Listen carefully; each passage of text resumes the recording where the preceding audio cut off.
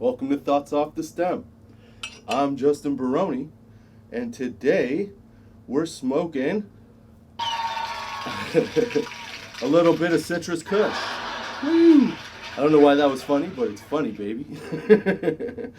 We're still going strong with Kong. I know I didn't hit it as hard this time as I did last time, but that's basically because I can't hit it that hard if I don't have somebody else here to talk. But yeah. So in the bong today, we're smoking a little bit of citrus kush. As always, because like I've said before, it's the perfect sativa for me. Hits me right in the eyes, keeps me awake, gets me thinking, creative a little bit, and then keeps me talking, which is always good for a podcast, right? Right, of course. So this week, I figured, and then in the pre-rolls this week, I'm going to smoke, this is the General Admission Taster Pack, okay? It is infused pre-rolls. They're half grams. There were 3 of them. Tiger Blood was one of them. It was at 30.48%. Rainbow Sherb, which is at 38.49%. Peach Rings, which is at 35.59%. So I've already smoked the Tiger Blood. It was pretty good. It had a little bit of like a weird distillate taste after. So it wasn't like my favorite, but it was a nice high. Rainbow Sherb I haven't tried yet, and the other one I smoked was the Honeydew Boba by them, and basically what it is it's a half gram weed infused with resin and then wrapped in keef. It's super fucking strong. So strong to the point where the first time I had one, which was the Honeydew Boba, I took it over to a buddy's house because Bo's house. I wanted to try it, and I wanted to see what other people thought of it too. So, and I also knew that because it was an infused one, it would be like a pain in the ass to actually smoke on my own, right? Or I would thought, anyway. So, I get over to Bo's place. We smoked a half gram of platinum cookies. Platinum cookies? Yes, platinum cookies. We smoked a half gram of that, and then we smoked some GP20, and then we smoked that Honeydew Boba, the infused, wrapped in keef one. And dude, I took 2 or 3 hits off that, and it was game over. Not really. I wasn't game over, but I only took 2 or 3 hits, and then I had to put it out because it was just too much. And I got really high really fast. Now, I had already been pretty high, so, take it for what it's worth. But basically, this is how the story went. I got in trouble for this. So, Bo and I lit this thing. I took 2 puffs. I started hacking like a crazy person on the first puff because I pulled it like you pull a joint, and a nice big hit, try to take it in, right? Well, you can't do that with some of these infused ones. You have to hit it like 1, 2, 3 pass, like you're puff passing it, as opposed to taking a big fill your lungs draw, because then it hits you in the back of the throat and you start to cough like a crazy person. So I'm hacking away. I take one more hit just to add to the tough time I'm having, and I hand it over to Bo, and he starts smoking it. He goes to hand it back. I'm like, no, man, I'm good. So we left it alone, and then we didn't smoke any more of it that night. Yeah, and then I ended up leaving it at his place. This was like a Friday night. I figured I have the weekend off, so I'll see him again, right? Well, I left it there. I didn't go back Saturday. Wait, did I go back Saturday? Yeah, I did go back Saturday. Because I woke up to a text from Bo basically saying, hey man, this stuff tastes like that pink popcorn you get at the circus. I was like, what? He's like, yeah, I tried a couple more puffs this morning, and that's what this shit tastes like. And I was like, oh man, I gotta come over and try it. So I drove over, and I tried it. And it does. That's exactly what it tastes like. Pink popcorn from the circus. So if you want to know what a Honeydew Boba tastes like, that's what it tastes like. So I had, again, 2 more puffs off it. I was good. I hadn't smoked anything else at that point, so those 2 puffs were solid. I left it alone again. And then I left to go back to my place for the night. I left the joint there.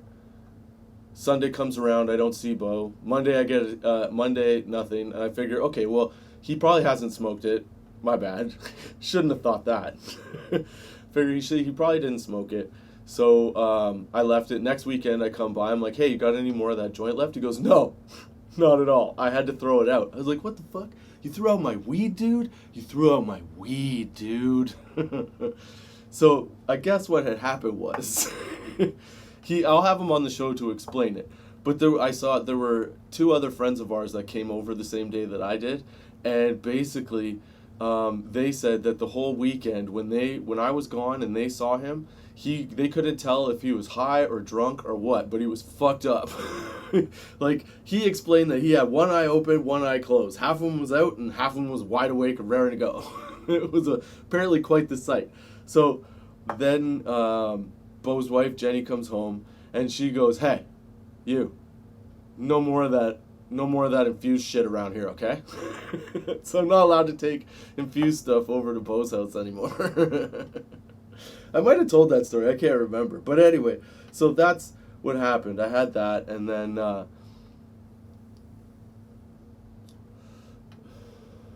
I had that.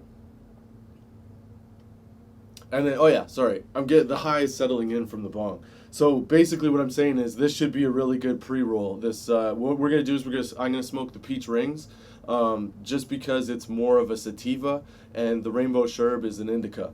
And I don't really want to go indica right now. I would prefer to ride this sativa high because like my tongue doesn't even properly work right. But yeah, general admissions infused pre-rolls are fucking amazing, okay? And they'll get you banned from bringing them over to your friend's house because their wives will get really pissed off at you. What else? They're really good high. Though, after that night, I bought myself another one because I was like, well, I want to see this because I really only got 4 puffs off. Like, at the time, those ones were full grams. So I decided to buy myself one. I smoked that in one sitting, and it wasn't nearly as strong as that first one. So, I don't know. But then again, I did tell Bo that I was smoking this bong, Kong the bong, rather enthusiastically lately because I had to build up my tolerance to be able to hit that for the beginning of the show and then keep talking. Because like I explained last episode, this thing, dude, it will ruin you if you're not prepared. And you got to smoke the right things in it, for sure, because it's a lot. It's not something you'd hit all the time, you know what I'm saying? So, yeah, I totally forgot my train of thought. Fuck, I was thinking of too many things because I wanted to clarify some stuff from the last episode too. So I know that on the show I only drank 1 glass of that Weed-A-Rita. Dude, I was high as balls, okay? Everything was hilarious to me. It didn't matter. Somebody could have said poo-poo caca and I would have laughed for 45 minutes, all right? But, so I drank the 1 drink on the show. I ended up, over the course, it was too much for one person to drink. So if you're going to make that Weed-A-Rita, do it when you're having a party and you have like multiple people dipping into this jug of weed, okay? Because it's too much for one person. It's not that the like, I could see somebody drinking it and being, you know, not getting overwhelmed and high, but the thing is, it's very sour. It's very, very sour. For whatever reason, weed drinks are super sour. And when you add them all together like that, it's like compounded super sour. So yeah, it's just, you know, keep in mind that if you're going to make that much, make it for a party. Because Dave didn't even drink it, which is fine, I don't care. But the bottom line is if you're going to make that drink, make it for a group. Don't just make it for yourself. You won't get through it. I'm telling you, I got 3/4 through the jug, and then I still had a giant bowl upstairs, and that bowl upstairs, I had to just toss it. Like, I didn't even get into it, because what ends up happening is the oil from the fucking, that I poured in on top, like just the straight up, like oil drops, that stuff coagulates on top. And then it becomes like a gelatin, and I'm not so sure you should eat it after that. So I just dumped it all and got rid of it. But I think because of the mixture of all the different ingredients, it hits you way harder. Like Dave was right. We did the math again the next day, and it was 60 milligrams per like pint, right? But for whatever reason, the mix of all those different things made it so much better. You know what I'm saying? Like, it was so good, man. The high off it was awesome because it was all sativa, except for which one was it? The cherry lozenges that I smashed up. Those were an indica. But yeah, other than that, everything else was sativa. So it just gave me the fucking giggles. Oh yeah, and then after, so after the session from last week, I end up going upstairs. Dave and I throw on a movie. We're just sitting there baked as hell, right? Because after that, Dave and I smoked again. And then I was sitting on the couch and I was eating granola bars. So I would take one bite of a granola bar and then it would be in my mouth. And I would fall asleep with the chunk in my mouth. I'd wake up and then start eating it again. Eat that piece, take another bite, pass out again for like seconds. Just for seconds, and then wake back up and start eating it. It was a pretty good time. Until Dave was finally like, hey man, we should probably like head to bed, you know. So yeah, it was a good time. And the Weed-A-Rita, you know, if I'm gonna say, I'd say try it. I say do it. I mean, with caution, because like I said, it is 500 milligrams of THC, so it is a lot. It's quite a bit. But that's why you should always listen to your Budtender. Okay? I know not all Budtenders are created equal. I know not everybody is in the game to actually educate people and really understand. And yes, some people just can't get it for whatever purpose, right? But what I'm saying is that if you're looking for new things to try and you're looking for a little bit of direction, trust your Budtender. Because whether or not they get it exactly right or get all the facts of it right, they do have a better idea of what's new, what's potent, what's not, because of the people that they're around at the shop. Like I know, for example, the one I work at, we all exchange all the different types of information that you possibly can. So whether something's good, something's bad, doesn't matter what it tastes like, how it hits, and not everybody has the same taste. Everybody has, you know, whatever works for you works for you. But there is a certain point where, you know, you should be able to trust your Budtender to give you a proper recommendation to get you to where you want to be in the best way possible. That's what I always tell customers. That's what I'm here for.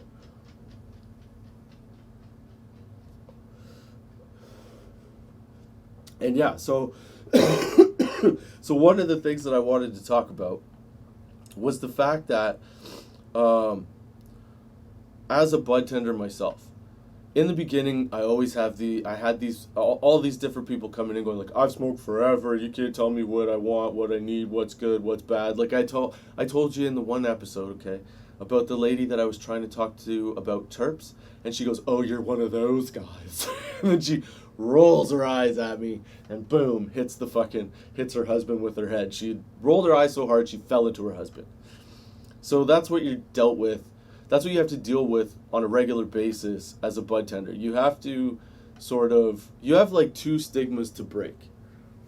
You have to get some people around the idea that weed is bad still. And some people come in and you can tell that they're a little apprehensive about being in the shop, okay? So you have to sort of win them over. And you have to normalize the spot that they're in terms that they understand, so that they can then let loose and be okay with shopping in a shop like that, right? So that's one thing that's one sort of like adversarial situation as a Budtender that you have to deal with, especially in Canada, because there's a lot of people that come in like, ooh, I don't know. Like, I had to correct one guy the other day, okay? He kept telling me, he's like, I overdosed on this, I overdosed on that. I was like, hold on, dude, okay? First of all, overdose is much different than what you're talking about. You had too much and you passed out. That is not an overdose. So let's stop saying that. He was doing it in the middle of the shop. He was just basically yelling about how, you know, in the shop, or yelling in the middle of the shop how he had too much and he was overdosing. And so I had to explain to him, like, you cannot overdose from weed. You can't die from weed. He was like, I thought I was going to die. I'm like, you'd be the first person ever. So we're kind of going back and forth. And finally, I explained to him, like, you can't say you were overdosing because that's not the fact. Like, that's not actually what was going on there. So, anyway, he finally stopped saying it. And I won him over after having this conversation about, you know, CBD and CBN, because he was trying to figure out a good combination of products that would help him fall asleep. Okay, so he was a little apprehensive about the THC stuff, but with the CBN, he found that it was working for him. So, as we were talking, I started to realize that one of the other parts to the job is not just, trying to get people okay with buying weed and being in the shop and being familiar and letting their personality go. Because that's really, as a budtender, that's how you sort of help somebody pick what they want, what they need, right? You get a flavor for how they are, what their end result is, and then you figure out, okay, these products would probably hit the best. And you also find out if they've smoked before, what their favorite strains are and things like that. And then you go from there. You figure out what stuff will work for them based on what you know. Okay? And as long as you stick with what you know, you'll be able to give somebody a good recommendation that will have them come back to you again, right? So I'm going to light this peach rings in a second. I'm going to get to the end of this story. I'm really high right now. So it's coming. Don't worry. And we'll move on to something else. Fuck, I forgot an ashtray again. Dude. Alright, we're doing it again, folks. We are reaching into the weed. We're reaching into the weed cabinet. And we are picking out the old grinder. The old grinder is going to be the ashtray for today. So wicked for that. Great. I gotta get an ashtray specifically for down here. Okay, where was I? I was talking about... What the fuck was I talking about? Shit. Do you remember what I was talking about? Fuck. Oh yeah, I was talking about how, as a budtender, you have to battle against people, not battle, but you have to win people over that come into the shop that are apprehensive about it, and then you also have to win people over with your suggestion and your knowledge and your ability to give them the end result that they want, right? So that's what I always say to people when they come to the shop, is that my goal here is to get you to where you want to be in the best way possible. So I ask a lot of questions about what they smoke, how often they smoke, whether they use a bong, a pipe, whatever. What their favorite strains are. Normally I ask just what their favorite strain is, but then eventually over that question and answer period, you become buddies, because you treat the interaction as if you are in, as if you're in the garage or your buddy's basement picking up, right? Ooh, I got this new cool shit, try it out, that kind of thing, That's how you have to treat the greeting and the conversation that you have with the customer. So I find that getting through that gets you a lot of variety of people that for the most part are pretty chill, right? But there's a few that are dead set against you picking anything for them. And then they tell you that they're smoking, one of the cheaper brands of weed or the stuff. And when I say cheaper, here's the thing. Whenever you buy cheaper weed, not always, but for the standard ones, and in Canada, most people know what the standard ones are. It's the dry stuff, maybe in a white-green container, just saying, okay? So when you buy something like that, your high, sure, might be comparable or close to some of the more expensive stuff, but when you're paying for the more expensive stuff, you're getting a much better bud, a better cultivated, better finished, better presented bud. So the high is going to be more intense for sure, but what I'm saying is there is not a large gap of difference from what you find at the bottom of the lower end of the economical scale at a weed shop in Canada than you do at the high end. The biggest difference is the quality of the bud over time, right? So the bottom of the barrel ones that I'm talking about, they are very dry. The smoke is harsh, the flavor's not there. It's just a quick, easy, grab some of this and get a little bit high with your buddies because you don't have a lot of cash. But if you're an actual seasoned smoker, you pay the extra little bit of money so that you get something nice, right? to be able to pass that knowledge on to somebody that's a customer, that's whether they're a new smoker or like an old smoker, I love it.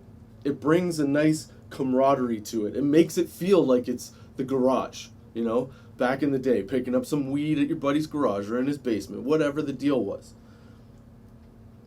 That's what I like about being a budtender / key holder, I think. It's the interaction with people, and you get to do the shit you would do anyway.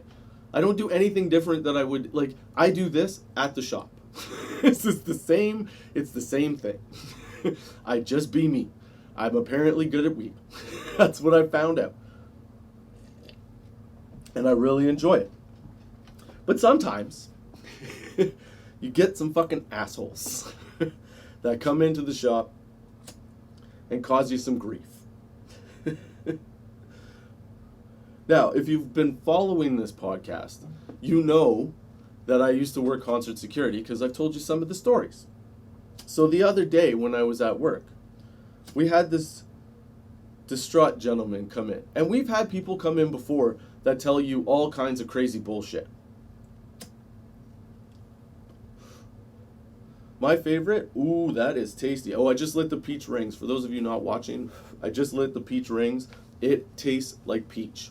It's like biting into a peach. It's delicious. That was the first hit off that, and it tasted so good. Wow. But I expect nothing less from General Admission. Their flavor, their joints, their carts, everything seems to be on point with what they say it is. It is that. Oh, so the other day at the shop, I've had customers tell me to go fuck myself. I've had customers tell me, you know, all kinds of different shit. Call me an asshole, dickhead, whatever.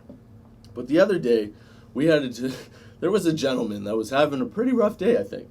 I was out back having how can I explain this? So first, he came into the shop and tried to buy something. He went to pay, and unfortunately his card got declined. So he went out to call somebody. And then I go out back with my coworker, and we're outside having a smoke. Well, all of a sudden we hear some yelling and screaming just beyond the little, like, grassy knoll onto the sidewalk. What is going on here? There's, like, floaties all over. What are these floaties? It's so weird. Sorry. So anyway, so we're looking over this grassy knoll, and there's this dude, and he's just screaming and yelling and losing his fucking mind, right? So it looks like to me that basically what happened was he dropped his phone when he was crossing the road, and then a car ran over it, and he started freaking out on the cars to stop. So he starts walking the opposite direction of the shop. So I'm like, fuck it, I don't have to worry about this. So we go back inside. As soon as we go back inside, I'm sitting down, I look up on the camera, and this dude comes walking in the front door, screaming and yelling about having to use a phone because his phone's broken. So my coworker there, she calms him down, lets him use the phone. This guy, as he's using the phone, I figure, you know what, I better go out front just to make sure nothing squirrely happens, you know, because he was close enough to the door at the back that, like, you don't want him going back there. You don't want him losing his shit completely. So as I come out the door, he starts screaming at the person on the phone to come and pick him up. And I'm like, oh, great, we're going to have, like, this, like, psycho screaming and yelling in the store. Well, I go stand by the front of the door because we have these little stanchions that you pull across, like the entrance tape, right? So that's across the thing. I'm standing there waiting so that he makes sure he doesn't bump into any customers or freak out on customers that are coming in while he leaves. So he gets off the phone, he starts coming towards me. I grab the stanchion, I let some customers in quickly. He comes at me, fucking body checks me. Dude, if this was concert security, that motherfucker would have been down. Down, I say. Okay? So, because I'm a professional, I let the stanchion go so that he could just go through the door. And I just go, you know, hey man, calm the fuck down. Or I go, hey, calm down. And he turns around and he gets right in my face. He starts fucking yelling. I don't flinch. I don't know if that's a good thing or a bad thing, but I don't flinch. So this guy's screaming in my face. So I just tell him, get out of the store. But not only is he screaming, he's calling me all kinds of weird fucking names, you know, like the F word, not fuck, the other one. And then also telling me he's going to kill me and kill the people in the store and all this shit. He went off the rails, dude. So then he leaves. I go, all right, we're done. So I put the Stanton back in place. Well, as soon as I click it back in place, this motherfucker is standing out front screaming and yelling again like he was out on the road, right? So I go, well, we can't have that. So I basically open the door and I stand with the door between me and him. And I go, hey, man, look, I know you're having a bad day. I know that, like, you're waiting for a ride, but you can't stand in front of the store and scream and yell like that. You're going to have to move down the way a bit. This dude jumped up off his ass, like, literally, without, I don't know how he did it, but he was on his butt, and then he was, like, standing. And he was screaming in my face again, calling me the F word, telling me he hoped I died, he hoped he could kill me, he wanted to do this and all that stuff. He's jumping at me like this, right? He comes right close to my face. I don't flinch. Because I figure, I'm like, I got a plan. If he gets too close, like uncomfortable close, I'm going to hit him with the door. It's pretty simple. You know? So I'm not too scared about what's going to happen. Because all I got to do is hit him with the door, close the door, lock it, call 911. I've already at this point yelled into the store to say, hey, get ready to call 911. Turn back to this guy and I go, hey man, look, you got two options, okay?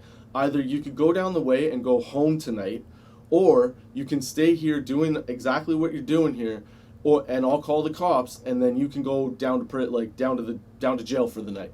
Which one would you prefer? This dude lunges at me, okay? Again, don't flinch. But this dude lunges at me. And he goes, if I could kill you, I fucking would. And I was like, okay, cool. Call the cops. So sure enough, they call the cops. This motherfucker dropped everything he had and takes off. I'm like, hey man, don't forget your phone and your card. Comes running back, grabs it all, yelled something like, I hope you die from cancer or some bullshit, and then took off the other way. That's a dude right there. That needs a Budtender's recommendation. Okay? I know he was having a bad day. He was probably off his meds. I don't know. It was crazy. It was crazy. So I had to have him banned from the store. That was kind of cool, though, because I didn't want to do it. But I kind of had to. Once the cops were called, they had to go talk to him.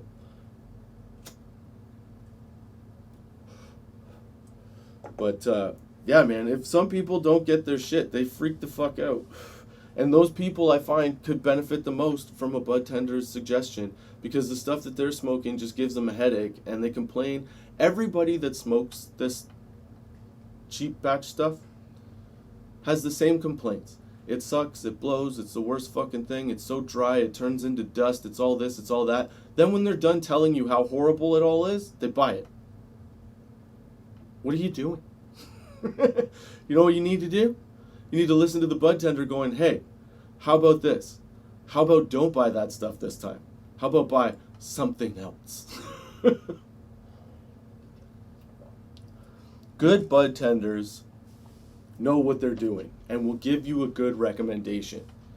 Yes, you're not always going to get the best service, but that's the same anywhere you go. So ideally, you build a relationship with your local Budtender at the shop that you like, and you go back to them to find out. I'm at a shop, luckily, where everybody has pretty good recommendation. There's very few that don't know what they're talking about. So that's always, like, that's a bonus. But I hate it when people say, oh, I don't like asking a Budtender. But I hate it, but I also understand why. Because I hate it from two sides. I hate it from the one side where, you know, you don't want to ask a Budtender because you don't think that they can give you the knowledge or give you the thing that you want. And I hate it from the side where there's not enough good, knowledgeable Budtenders to erase that sort of stigma. You know what I'm saying? Yeah, that's where I'm kind of at with this whole thing. I realized that last statement made no sense. These peach rings are pretty fucking good, man. I'm high as shit. Okay, so now it's time for... What do you think? It's time for... some weed facts, baby. That's right. It's time for some weed facts. Yay! I like playing with sounds. So this week's weed facts are by techpose.ca articles, predictions for the Canadian cannabis market. I figured let's see if some of my theories were right about the cannabis market. So I figured that, things are a little stuffy right now. There's too many shops out there. Regulations are a little too tight. But I do see some growth, and I think what's going to happen is essentially that the shops that have more power, more money behind them are gonna last. But the ones that actually have chains, have something other than just weed going on, are going to be the ones that come out on top in the next probably 2 to 3 years. That's just me guessing. I mean, obviously I've read these, but I've also thought that. So here with weed facts. Weed fact number 1. This week's weed fact is. I don't know, I'm high, I'm a dork. Okay, so weed fact number 1. There's going to be continued growth. Sales have continued. Okay, I already said where this was from. This is from techpose.ca articles, predictions for the Canadian cannabis market. So sales have continued a steady upward trajectory for 4 years into the adult use market. And as per MJ Biz Daily, which is, I think, a magazine. Yeah, MJ Biz Daily. Mary Jane Biz Daily. 2022 sales will likely hit $4.8 billion in Canada. And that's an expected 13.4% compound annual growth rate until... What? That's an expected 13.4% compound annual growth rate, Jesus, until 2030. Although they didn't actually... It's still lower than what they expected. They actually expected higher growth, and it came out at this, which is still, I mean, that's a lot of fucking money. Okay? Weed fact number 2. Increased competition. There are still a lot of people trying to buy into the market, and with prices falling...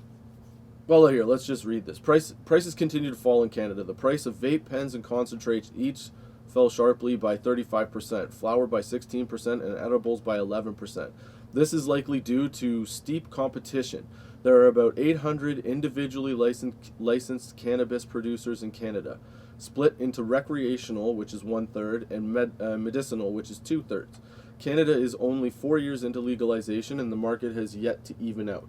So basically, it's overpopulated. I mean, it's like fucking Tim Hortons. I mean, you know what? It's even worse than that, because like there's plazas, little like plaza spots where you can have one and then another one right like a couple doors down. It's messed up. It's too many people. It's too much. Mom and pop shops aren't going to make it. But I think that some people their motivation for getting in on this may be the idea that they're going to get bought out by a bigger company if they can make some quick coin. I don't know. Could be a quick investment, hop in and out. So you'll see over the next couple years a bunch of those mom and pop shops get gobbled up by the bigger chains, and which I mean you already see happening anyway. I've had customers come in saying buddies of theirs have a pot shop, and they've been approached by the company that I work for about making a deal. I don't know anything about it other than them mentioning that. So like it's obviously already happening. It's it's kind of like the Wild West right now. Everybody's out there, but not everybody can survive, and some people just don't have like the awesomeness to keep it all together. All right, weed fact number 3. Large producers and franchises will stick, which is like what I just said. There will likely be an increased number of mergers and acquisitions over the coming year. A market with more than 800 producers is not sustainable. 6 major players will come to dominate the entire sector in only a few short years. This will help stabilize the Canadian cannabis market. The same holds true for the small cannabis retailers, many of which are finding it difficult to compete with the larger franchise brands expanding across Canada. Low prices combined with supply chain issues are reducing gross profit margins. So again, that's from techpose.ca, their predictions for the Canadian cannabis market. I'll put the link to that on tots420.com so that you can check it out this weekend. They had some pretty informative stuff on there, if you peruse their website. But yeah, so basically what you can expect is this oversaturation of pot shops to even themselves out in the next few years. But I really do actually wonder if people, because I hadn't thought about it until right now, but I do wonder if people are actually in it to, turn a store over real quick, like make quick cash, then have it get bought out. I mean, it wouldn't be a bad idea. But then what do you do if you're the company that buys out the two shops in the same fucking strip mall? Do you just like dissolve one? Because why would you have two that close to each other? I don't know. That's why I'm not running the business. I'm just asking the questions. That's what I'm saying. But yeah, just like our customers. The Dude for Real facts this week. I don't have a button for the Dude for Real facts yet. What's this one? Oh, that's not a good one. What's this? Oh, there we go. Dude for Real facts. No, I don't like that. No.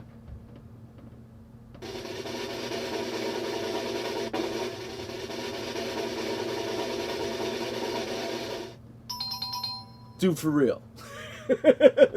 That's so dumb. That's bad. I gotta figure out a better Dude for Real button. What about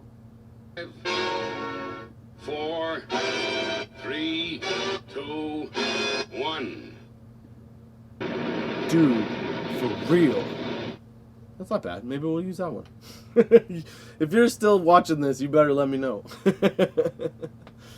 For the Dude for Real facts this week, I'm talking, these are facts that are kind of silly, just like the customers that I've talked about lately, the ones that want to buy the same shit and complain about it, instead of leveling their game up. Although, like I said, our shop is pretty good at having customers come back and be like, you know what? You guys don't steer us wrong. So, like, that's a big thing. But then again, that's me just tooting my own horn. So hopefully some customers watch this maybe, and you can, like, you know the one I'm talking about. Let everybody know online. That's all I'm saying. How great a shop it is and what we do. Because I think we have a good spot. It's like Cheers. It's like Cheers for weed. It's awesome. All right, so just like the awesomeness that is the shop, these are awesomely weird and funky Dude for Real facts. This one is about Cold War condoms. During the Cold War, the United States and the Soviet Union fought in proxy wars, the space race, and sports. They used all kinds of methods from spying to psychological warfare. Both sides loved to use propaganda campaigns against each other. The Americans took an interesting approach. In the late 1950s, the CIA launched an operation to drop hundreds of balloons over Soviet-controlled Europe. The balloons included propaganda and large condoms. The idea was to shake the enemy's confidence by implying the Americans were well endowed. How about that? That I don't know if that is true. And this is from, okay, sorry, I didn't read the thing. This is from nextluxury.com/interesting/weird-history-stories/. I'll put it on tots420.com under Dude for Real and you can check it out. But yeah, so basically the Americans in this, if it's true, we're basically like, hey, I got a big dick, don't piss me off. And then people were like, oh, okay. I don't know. Really? Seems very frat boyish, but I guess if you're going to do something. All right, Dude for Real fact number 2. Benjamin Franklin electrocuted himself by making a turkey. I haven't actually read this one. I just thought the headline was funny, so hopefully it's funny. The thing about history is it sometimes gets events wrong. For instance, many people believe Benjamin Franklin discovered electricity when lightning struck his kite and electrocuted him in 1752. However, Franklin didn't discover electricity as it had been around for centuries. Benjamin did fly a kite in a thunderstorm, but lightning didn't hit the kite. He did get a minor static shock from the kite, which was enough to prove his theory. He was electrocuted, but not that night, with the kite. How many times do I have to say kite? Holy jeez. In 1749, Benjamin tried to cook a turkey by electrocuting it. Instead, Franklin electrocuted himself and barely remembered the event. Dude, it's like a Simpsons episode. You fucking kidding me? Does it ever amaze you that the people that were in politics, even though, yes, sometimes they found good things and, like, progressed society and did all this and that, might have been a little whoop. I guess you gotta be a little crazy to try stupid shit, right? I don't know. Alright, dude for real fact number 3. Edwin Booth saved Robert Todd Lincoln's life. Yes, that Lincoln. Abraham Lincoln's son, I believe. So here we go. And Edwin Booth was John Wilkes Booth's cousin, I think, or brother. On April 14th, 1865, actor John Wilkes Booth snuck into Ford's Theater and murdered the 16th President, Abraham Lincoln. It's one of the most critical moments in every history book. However, a weird historical event occurred a few months before the assassination. Lincoln's son, Robert Todd Lincoln, waited for a train on a New Jersey platform.